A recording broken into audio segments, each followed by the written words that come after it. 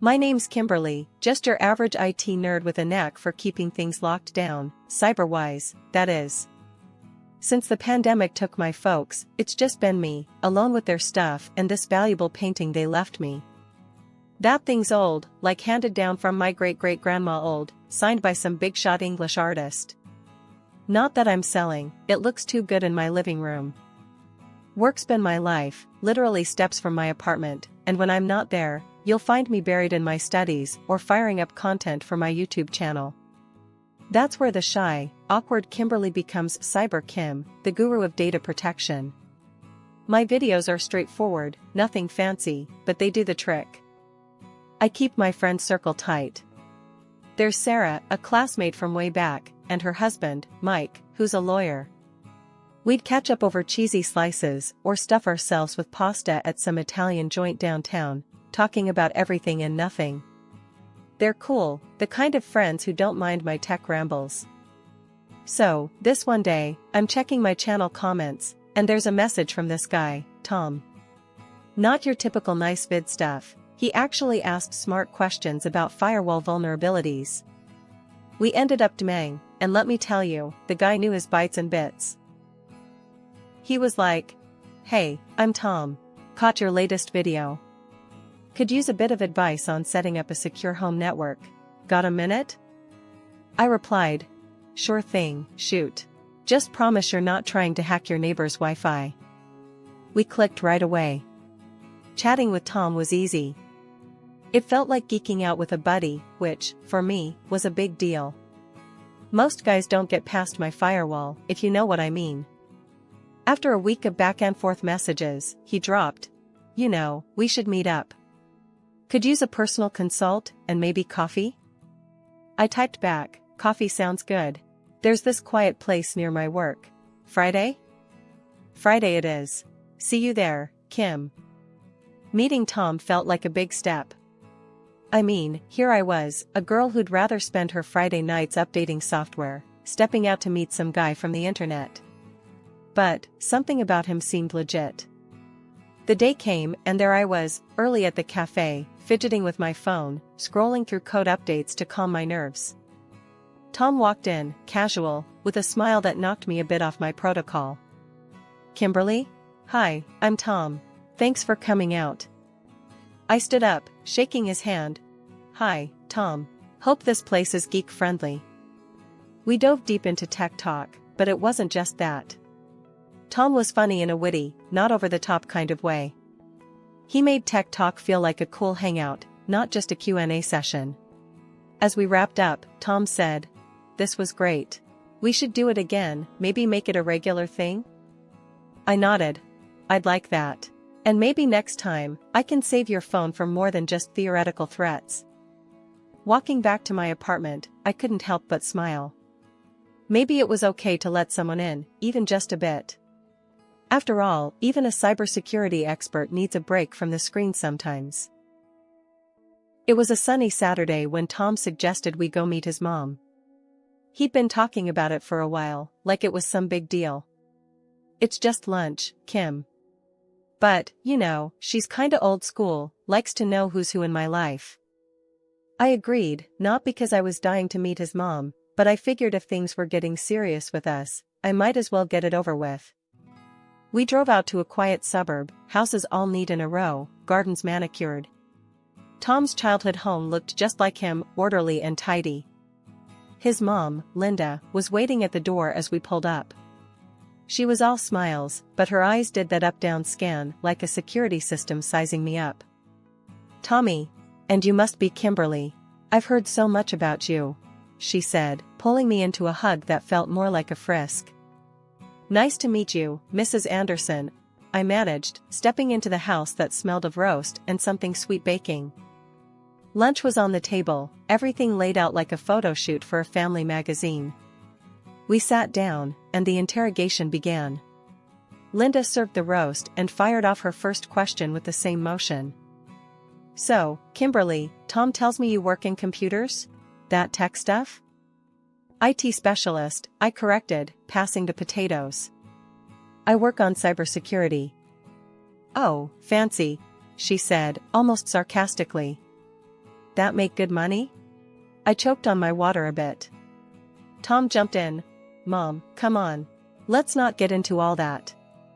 Linda waved him off. I'm just making conversation. So, Kimberly, do you own your place then? Must be nice, being independent. I nodded, unsure how much to reveal. Yes, I have my own apartment.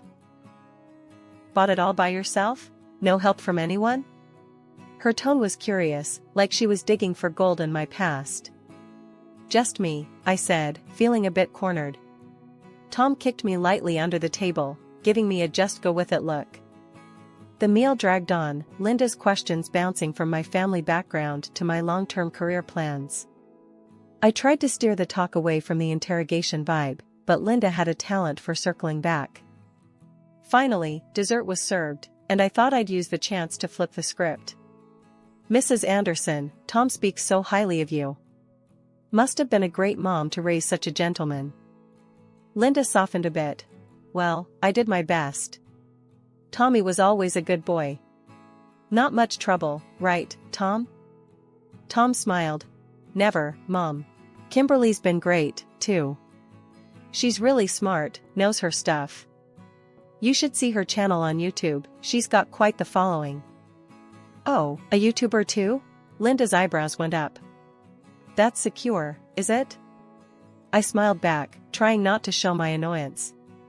Linda's obsession with money was somewhat tiresome. A year flew by faster than I'd ever imagined, and there I was, Kimberly Anderson, married and trying to adapt to a whole new chapter. Tom and I tied the knot in a simple ceremony, just close friends and family, and soon after, we settled into my apartment. Life as a married woman was supposed to be sweet, right?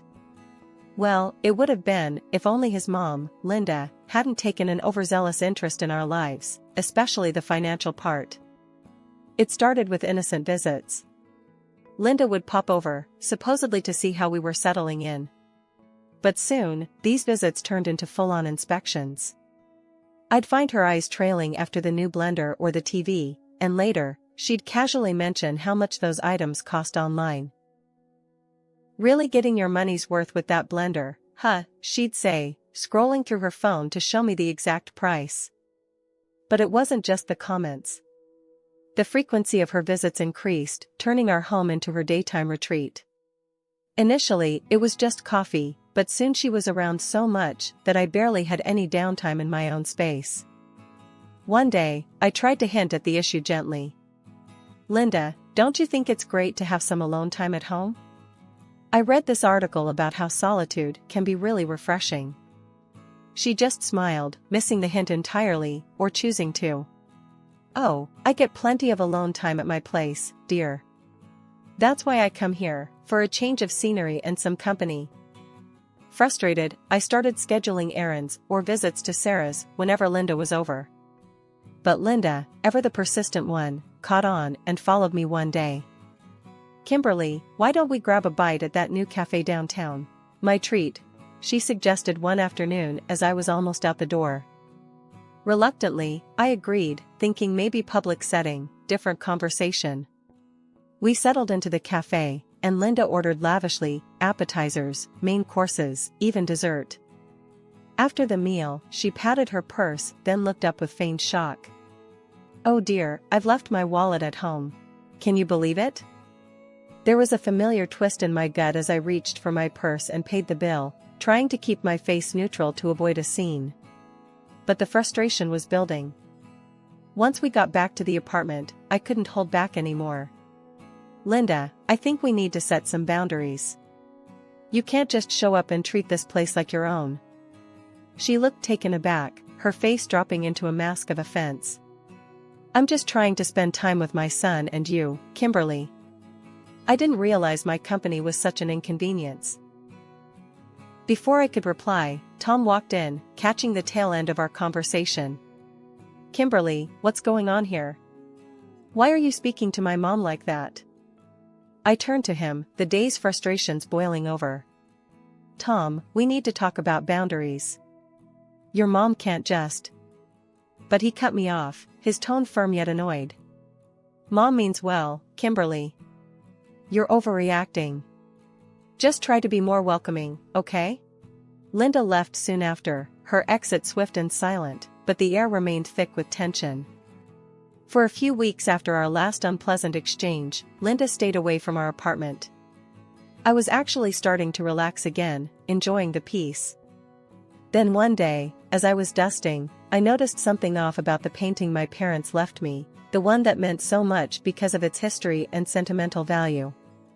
It was hanging crookedly, which was odd because I always made sure it was perfect. Frowning, I straightened it and then stepped back. Something didn't feel right. That's when I decided to ask Tom about it. "Hey, did you move the painting?" I asked casually during dinner. Tom didn't look up from his plate. "Oh, yeah. Mom took it to get it checked out. She wanted to know how much it's worth." I stopped mid-bite, my fork hanging in the air. "She what? Why would she do that without asking us?" Tom shrugged, still not meeting my eye. "Mom's just curious, you know?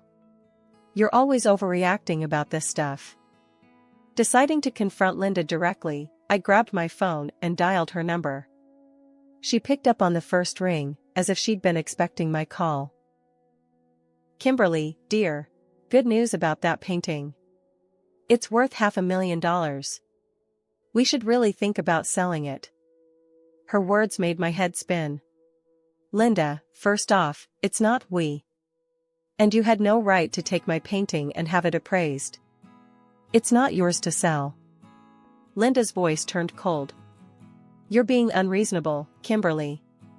And with that, she hung up on me. The next day, I came home from work earlier than usual, needing to clear my head after the bizarre conversation. As I unlocked the door, I could hear voices inside. When I stepped in, Linda and Tom abruptly stopped talking. Linda glanced at Tom, then at me, and hurried out with barely a goodbye. "What was that about?" I asked Tom as I hung up my coat. "Nothing important," he muttered, but his voice was too casual. The weirdness of it all made me uneasy. I walked into my office and noticed right away that things weren't as I'd left them. My computer was shifted, and papers were out of place. My heart raced. This wasn't just a simple visit, something else was going on. That night, after Tom went to sleep, I went online and ordered a video camera with a sound recording function. I didn't tell Tom. The next day, I installed it in my office, making sure it was hidden from view. I also moved the painting from the living room to my study, hoping it would be safer there. With the camera set up, I threw myself into a new project at work to keep my mind occupied. The thought of Linda and Tom scheming had me on edge, but I needed to focus on something positive. My work was something I could control, unlike the chaos that seemed to be taking over my personal life. It was an ordinary Tuesday, or so I thought when I left work early feeling under the weather. Opening the door, I found Linda and Tom lounging in the living room, both as casual as could be. The sight stopped me dead in my tracks. "Tom, why aren't you at work?" He looked up, unfazed, and shrugged. "Quit my job. You earn enough for both of us, don't you?" Linda nodded in agreement, her smile tight. "Exactly, Kimberly. Why stress him out with a job when you do so well for yourself?" My mouth fell open. I couldn't believe what I was hearing. This wasn't just a visit, it was a revelation of their true colors. "Are you kidding me? You quit your job without discussing it with me, and you, Linda, what part do you even play in this?" Tom stood up, his demeanor chillingly calm. "Look, Kim, let's not make this ugly. You have the money. I need support now." The room spun a little as their words sank in. "Support? You mean you want me to fund your laziness? Both of you just sitting around planning how to milk me for everything I'm worth?" Linda's eyes narrowed, and she crossed her arms. "Watch your tone, Kimberly. We're family." That was the last straw. "Family? No, this is not what family does. I want a divorce, Tom." The smile that crept onto Tom's face was one I didn't recognize. It was cold, almost pleased. "Fine by me. And I'll be asking for alimony, seeing as I'm jobless now." The audacity of his threat stunned me. I felt a mix of rage and disbelief churn in my stomach. Without another word, he grabbed a duffel bag from behind the couch, clearly pre-packed, and strolled out the door. Linda threw me a look that could curdle milk and hissed, "See you in court, Kimberly," before following him out. Once they left, the silence in the apartment was deafening. It was like waking up from a nightmare, except the monsters were real, and I had invited them into my life. I called Sarah, my voice shaking as I recounted what had just happened. She was furious on my behalf. "Kim, this is insane. You need protection, legal protection. Mike can help." I headed to Sarah and Mike's place. Mike was ready with both sympathy and lawyer mode activated. "Kimberly, we're going to take care of this. First thing, we'll file for divorce, and don't worry about the alimony threats. We'll counter every move they make. Tom quitting his job like that, it's manipulative, and we'll prove it." After talking things through, I returned to my apartment, feeling more determined. I was about to divorce the man I thought I knew, and battle his and his mother's greed. It was daunting, but necessary. I couldn't let them destroy what I'd worked so hard to build. The morning of the first court session for our divorce felt like gearing up for battle. I wore my most professional outfit, trying to project confidence despite feeling anything but. My stomach was in knots as I walked into the courtroom with Mike, my lawyer and friend, at my side. I had prepped myself for a tough day, but nothing could have readied me for the theater that unfolded. As soon as Tom walked into the courtroom, he transformed into someone I barely recognized. His suit was a bit too big, his hair unusually disheveled, and his eyes downcast. He looked like he hadn't slept in days, the perfect picture of misery and misfortune. His mother, Linda, clung to his arm, her face etched with concern, playing her part flawlessly. The proceedings began, and Tom's lawyer wasted no time painting him as the ultimate victim. "Ladies and gentlemen, my client has been left to fend for himself after his wife, the sole breadwinner, abruptly ended their marriage when he needed her most. After losing his job, Mr. Anderson was not only abandoned emotionally but is now facing financial ruin." Tom took the stand, his voice shaky. "I did everything at home, Your Honor. Cooked, cleaned.